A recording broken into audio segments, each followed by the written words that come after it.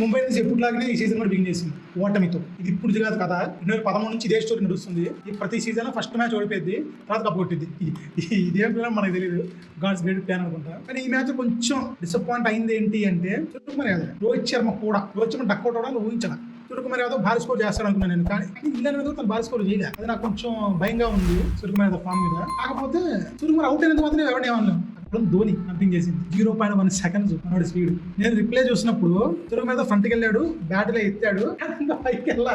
మీరు క్రికెట్ చూస్తూ ఉంటారు కాబట్టి చెప్తున్నా, సురేష్ అయినా వెళ్ళి కొంచెం పాత మ్యాచ్ చూడండి. ముందుకెళ్ళి బ్యాట్ తో కొట్టాక మిస్ అయిపోయింది అనుకోండి బంతి, అంటే మిస్ అయ్యారని వికెట్ కప్ తీసుకున్నారంటే అదే బ్యాట్ ని మళ్ళీ ఇట్లా ఆపి తీసుకొస్తే టైం అవుతుందని నేను రౌండ్ తిప్పేసి క్రీజ్ లో పెట్టేసాను. ఇలా చాలా సార్లు చాలా మంది కంఫర్ట్ తప్పించుకున్నారు. ఎందుకంటే ఈ మోషన్లో ఉండగా తను ఆపి మళ్ళీ వెనక్కి రావడం కన్నా అదే కంటిన్యూ చేసేసి ఇలా క్రీజ్ బ్యాట్ పెట్టడం నయం. ఎందుకంటే మనం ఊపిలో వీళ్ళు బ్యాట్ ఊపినప్పుడే ఆల్మోస్ట్ ఏడాకి వెళ్ళిపోతుంది అన్నమాట. కొంచెం మనం తెచ్చేస్తే పోయింది. సూర్యకుమార్ యాదవ్ కదా ఏడాకి వెళ్ళిపోతుంది బ్యాట్, ఊరికి ఇట్లా అంటే చాలు. ఆ టైం కూడా ఇవ్వలేదు ధోని. నేను రిప్లై చూస్తుంటే బ్యాట్ ఇంకా ఇక్కడే ఉంది తంది, పూర్తి వెనక్కి కూడా అలా పూర్తి వెనక్కి వెళ్ళేసరికి బేస్ లేచిపోయింది. ఆ మనిషి వయసు ఏంటి? మ్యాచ్ బిగినింగ్ లో టాస్ తర్వాత రుతురాజ్ గైక్వాడ్ కూడా అన్నాడు, మా యంగ్ వికెట్ కీపర్ కూడా ఆడుతున్నారండి ఈ మ్యాచ్ అని చెప్పి. నిజమే, అంత ఇషాన్ కిషన్ వికెట్ కీపరే, ఎన్ని class wicket keeper, Sanju Samson wicket కీపరే, ఎంతమంది వికెట్ కీపర్ లేరు మనకి. వీళ్ళు ఎవరంత స్పీడ్ కాగలరు. 53 ఏళ్ళు రేపు మాకు ఐపీఎల్ ఆపేస్తాడు అంటున్నారు. ఇన్ని జరుగుతున్నాయి, కానీ అందరినీ స్పీడ్ స్టంపింగ్ చేస్తాడు. ఏం చెప్పాలి? నన్ను అడిగితే ఆ స్టంపింగ్ అనేది మ్యాచ్ కొంచెం మలుపు తిప్పింది. సూర్యకుమార్ యాదవ్ ఫామ్ లో లేకపోవచ్చు ఇప్పుడు, కానీ ఫామ్ అందు కూడా మంచి ప్లాట్ఫామ్ పడింది దానికి. ఈ మ్యాచ్ లో సూర్యకుమార్ యాదవ్ అలానే ఆడుంటే చివరి వరకు ఉండుంటే తను కనీసం 70-80 చేసేవాడు. సెంచరీ అయిపోయినా సార్ సరిగ్గా కుదురుంటే సెంచరీ కూడా చేసాడు. అంటే పిచ్ స్పిన్ కి అనుకూలిస్తుంది, స్లోగా ఉంది అంటే తను షార్ట్ గా ఎక్కడ ఉంది బౌండరీ అని చూసుకుని అక్కడికే కొడతాడు, ఎలాగైనా కొడతాడు. ఆ టెక్నిక్ ఉంది కాబట్టి తను మంచి స్కోర్ చేసేవాడు. 170 వరకు వెళ్ళుంటే, 170, 180 వరకు వెళ్ళుంటే చెన్నైకి చాలా కష్టం ఇది గెలవడం. ఈమె ఇప్పుడే చూడండి 150, 155 పేజింగ్ ఎంత కష్టపడ్డారు. వాళ్ళు లేకపోతే అవుట్ అయిపోతున్నారు అనమాట. అలాంటి పిచ్ మీద 170, 180 అంటే చాలా టఫ్ మ్యాచ్. అలా అవ్వకుండా కాపాడింది, ముంబై స్కోర్ ని కట్టడి చేసింది ధోని స్టంపింగ్. సూర్యకుమార్ యాదవ్ అవుట్ అవడం వల్లే తిలక్ వర్మ కూడా ప్రెషర్ పడింది. తిలక్ వర్మ కూడా తొందరపడి అవుట్ అయింది. వాళ్ళిద్దరు నెలకొంటే నేను కూడా 180 ఈజీగా వెళ్ళేది. తర్వాత నమన్ ధీరి లాంటి కూడా ఉన్నారు.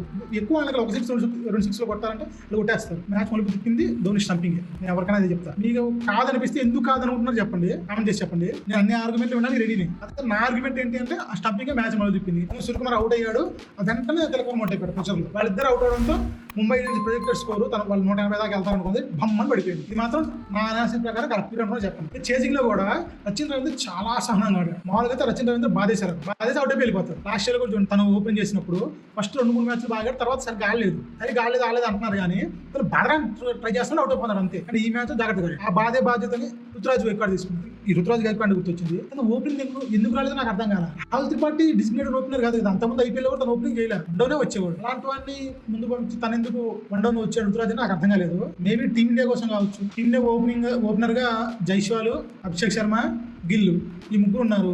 లెఫ్ట్ రైట్ కాంబినేషన్ తీసుకుంటున్నారు కాబట్టి ఇద్దరు ఒకవైపు గిల్లు ఉంటాడు, రెండో వైపున జైస్వాల్ కానీ అభిషేక్ కానీ ఉంటున్నారు. సో నేను కూడా ఓపెనర్ గా ఉంటే టీంలోకి రాలేను అనే ఆలోచన అయ్యి ఉండొచ్చు. అందుకని చెప్పి వన్డౌన్ వస్తున్నాడేమో. కోహ్లీ కూడా వెళ్ళిపోయాడు కాబట్టి 3వ ప్లేస్ తను తీసుకోవడానికి. ఇంకోటి ఈ ప్లాన్ నాకు అదే అనిపిస్తుంది. నేను తను డిజిగ్నేట్ ఓపెనర్ ఇన్ని సంవత్సరాలు ఓపెన్ చేశాడు, 2-3 years నుంచి. సడన్ గా వన్డౌన్ ఎందుకు నాకు అర్థం కాలేదు. మీరేమనుకున్నారు దాని గురించి చెప్పండి నాకు, ఎందుకంటే నాకు డౌట్ అది. మీకు మీ దగ్గర ఇంకొంచెం కంపెలింగ్ రీజన్ ఉందా అంటే నాకు రెడీ. గైక్వాడ్ తీసుకుంటే మ్యాచ్ త్వరగా అయిపోయింది అనుకున్నాను. గైక్వాడ్ అవుట్ అయిపోయి ఏం కాదు, చెన్నై బ్యాట్స్మెన్ బాగానే ఉన్నాను అనుకున్నాను. కానీ దీపక్ కూడా శివన్ దుబే టపటా వెళ్ళిపోయారు. దీపక్ కూడా అవుట్ అయ్యింటే ఓకే, మనకి పిచ్ అని కొత్త. శివన్ దుబే అక్కడే కదా 2 ఏళ్ళ నుంచి ఆడుతున్నాడు. నాకేం అయిందో తెలియదు నాకు. అవుట్ అయిపోయాడు. దీపక్ కూడా వీళ్ళు అవుట్ అయిపోయాక కొంచెం ప్రెజర్ అయిందేమో అనుకున్నాను. జడేజా ఉన్నాడు కాబట్టి జడేజా ఇంత ముందు ఉన్నంత డిస్ట్రక్టివ్ గా లేడు, కానీ అక్కడ స్ట్రైక్ తగ్గని పట్ల, రన్ రేట్ పెరగని పట్ల అతడికి హెల్ప్ చేస్తూ ఉంటాడు. ఎక్కడ తప్పదంటే 1-2, 4-6 కొట్టి మ్యాచ్ గెలిపిస్తాడు. ఇన్యాక్టివ్ వల్ల వచ్చేది అదే. ఆ బాధ్యత, ఆ పాత్రను తీసుకొని పోలిస్తున్నాడు. రచిన్ రవీంద్ర చివరి ఫినిష్ చేశాడు. బాధ ఏంటి, సిఎస్ గెలిచినా అంటే ధోని క్రీజ్ లో కూడా వచ్చాడు. 6 కొట్టాల్సింది. కొడతాడా అని మీరు అడగచ్చు. మేము అడుగుతామయ్యా మీ ఫ్యాన్స్ ని, అడగద్దా ధోని పోతే 6 కొట్టమని?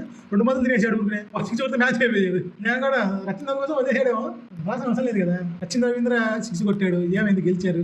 అప్పటికి ఆశించి చేస్తున్నాడా? లేదుగా, చేసేసాడు. అప్పటికి 6 కొడితే మాలాంటి ఏదో ఫ్యాన్ ప్రాణాల కోసం ఆశపడతారు కదా, 6 కొట్టచ్చు కదా. అదొకటే మ్యాచ్ మొత్తం కొంచెం బాగా